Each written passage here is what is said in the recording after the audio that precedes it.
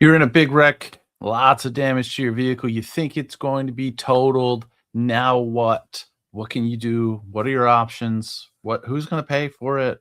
How's this all going to work? That's what we're talking about on this week's Monday Morning Lawyer.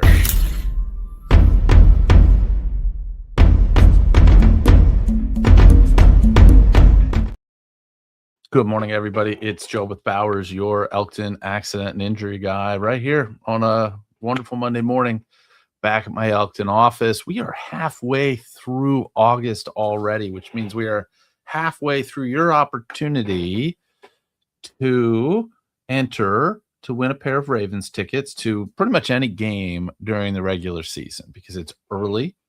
In fact, the preseason just started this past weekend, but we're giving away a pair of tickets to one of the winners who enters and gives us your information to have me review your auto insurance policy. Make sure that you have what you need, give you suggestions.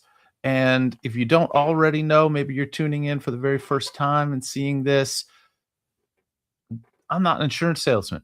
There is no sales pitch at the end. I'm going to give you a bunch of information, a bunch of guidance. You're going to take that, go to your insurance company and say, fix this, give me prices. Let's take a look at what these options are and find out, hey, is this affordable? Is this something that I want to do?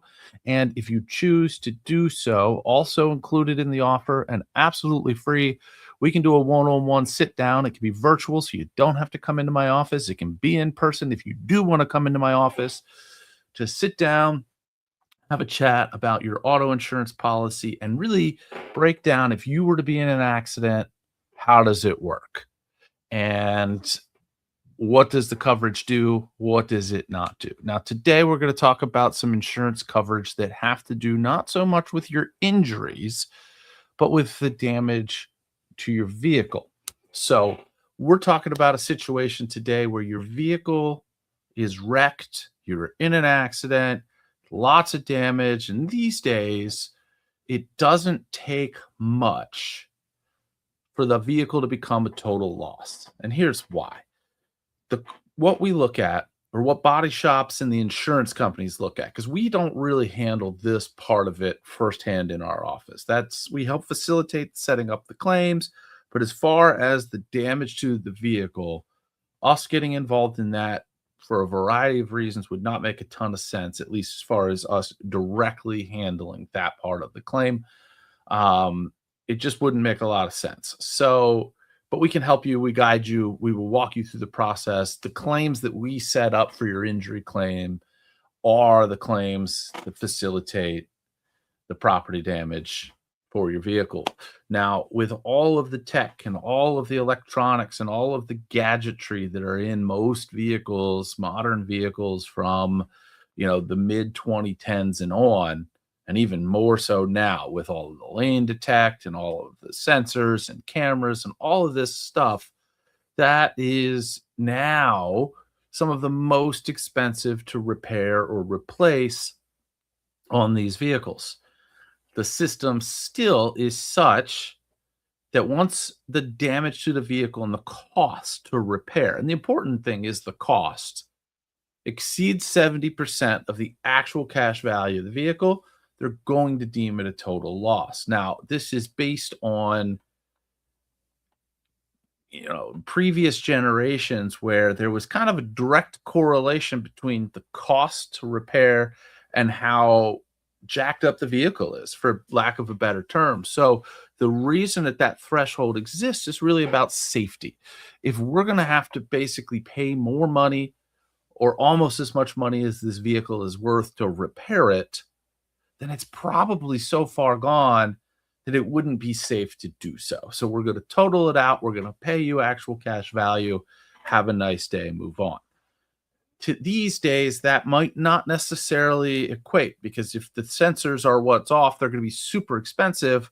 But overall, structurally, the vehicle might still be fine. It's still, because of the value, going to end up being a total loss. So what do we do? Well, first thing I want to tell you is this. Know when, if you finance the vehicle, when your payments are due, when your payments, if you have auto pay, are scheduled, and do not miss a payment. Okay. Today is August 17th. Let's say, for example, you were in an accident today, August 17th, and your car payment is due on the 20th. I will guarantee you that there's no way that a total loss payout is going to happen in 3 days. You need to make that payment. Otherwise, it's going to show up as a missed payment. It's going to have an adverse effect potentially on your credit and everything that comes from it. You're going to get late fees, whatever. All of that's going to be specific to your contract. But I illustrate this and say this so that you know that it's when the claim is paid that's really when the insurance company takes over, not when the accident happens. So if you were in an accident and 5, 6, 10 days later, anytime before, just plan on making that next payment. If you got in an accident on the 17th and your payment was due and you already paid it on the 16th, and the claim is still for the property damage unresolved come next month, September 16th, make the payment, because nobody cares and nobody's going to come through and fix your credit if that becomes a problem. Now, if they say, hey, we're going to pay this retroactive to such and such a date, and they just haven't done it by that day, still make the payment, because it'll overpay the account. You'll get a refund. I know that's not the easiest thing to kind of contemplate, having money hanging out there, but long term, you want to protect yourself financially, and you will get the money back to whatever prorated effect it is. So that's an important thing that I just want to put out there. It has nothing to do with the handling of the claim. It's just information to protect you, to make sure you don't miss a payment.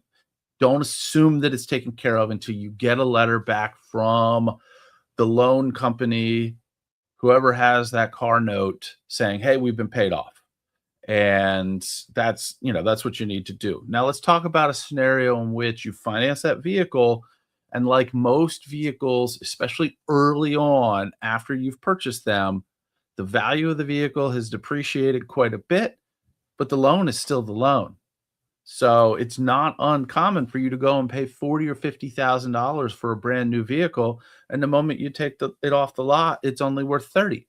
It happens all the time. There's an immediate dive every time, but the loan that you take, depending on how much money you put down, is for what you owe, and that money's not going to change. So if you owe, let's say you buy a vehicle for $50,000, you put down 10 on it, which means you borrow 40. And 6 months into owning that vehicle, you get in an accident and it's totaled. Well, they're not going to pay you 50 grand. They're probably not even going to pay you 40 grand. And because of the structure of the loan, you probably owe pretty close to, the high 30s, even though you've been paying for 6 months. Okay. It's just it's really not the greatest system, but it is what it is. And to buy vehicles, most of us need to do that. That total loss that value of the vehicle might not cover what you owe on the loan. Let's say it pays 30 and you owe 35. If you just have the auto insurance paying it and nothing more, you're going to be on the hook for that extra $5,000, the 5 grand that you're underwater. Now, if you put 10 grand down, you're probably not in as bad of a scenario, but it really varies based on the vehicle, the brand, the resale value. It's a market. So you're beholden to the market that you're dealing with. But I want to talk to you about when there is a gap between what the vehicle's worth and what you owe on it. There is an additional insurance coverage. This is an insurance coverage that you usually get offered at the dealership if you're financing and not putting a ton of money down. And it's called gap insurance. And like it sounds, it is there to cover the gap between what the vehicle's worth and what you owe. And with today's interest rates and everything the way that it is, most people who are financing vehicles are in a situation, until they've paid it off or until they're very, very close to paying it off, where that gap probably exists. Now, 5 years into making payments, you're probably good. That vehicle's probably worth more, depending on the condition, of course, than what you still owe on it. But the gap insurance Usually, depending on the vehicle, runs another $1,000, 1,500. You pay it one time. A lot of times you're paying that separate from the loan because they don't want the debt of you being, buying the gap policy contributing to the negative equity so that you basically get the policy for free if you use it at the right time. So they're probably not going to let you do that. You're going to have to pay for that separate, but you usually transact that business at the dealership. However, some auto insurance companies will offer it. So ask about it, compare the prices, talk to the agent if you're doing it through a traditional auto insurance about, hey, is this going to be, if I have to use this gap insurance from an accident, is this going to be in line with the same claim?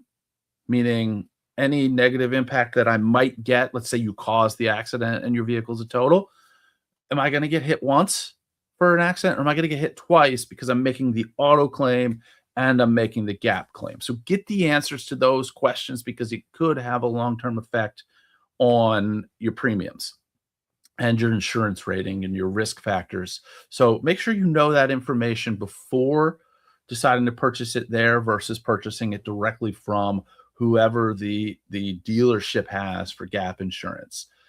I will reiterate the advice, even if you have gap and you know that, hey, between what the vehicle's worth and that payout and the gap insurance, I'm going to be covered here. Make sure you make the next payment until you know the vehicle's actually paid off.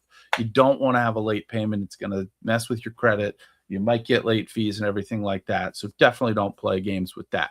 So that's the advice that I give you. If you have a vehicle that you're going to finance, ask about at the dealership, maybe with your auto insurance carrier, about gap insurance.